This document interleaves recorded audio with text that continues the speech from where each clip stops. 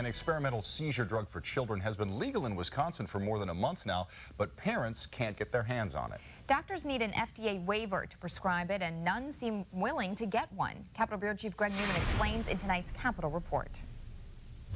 A bill to legalize a marijuana compound called cannabidiol, or CBD, passed the state legislature and was signed into law by Governor Walker in April with quite a bit of fanfare. But now the families who once championed that bill are again searching for answers. 27 News first introduced you to Nick Volker in March. The 9-year-old Monona boy suffers from a disorder that causes him to have up to 100 seizures a day.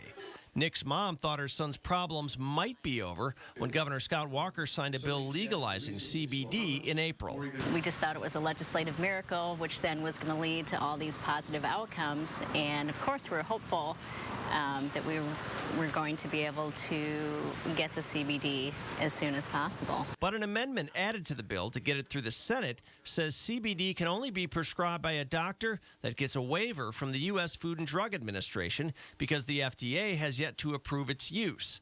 The state's two largest children's hospitals say they will not pursue such a waiver, and parents can't seem to find a doctor who will. There's no movement. We can't get the drug in the state.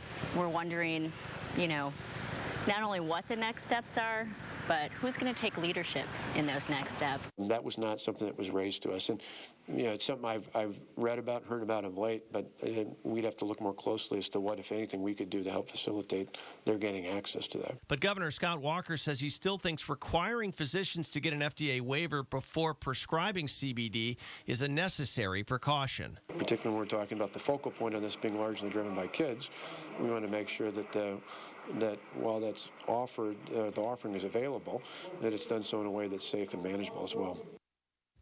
Now, because cannabis is only harvested in spring and fall, there are waiting lists for CBD in states where it's actually being prescribed. So the earliest it would be available in Wisconsin is this fall. And that's why some families have already moved to those other states like Colorado or California. And Amy Lynn Santiago Volker says her family is strongly considering doing the same thing.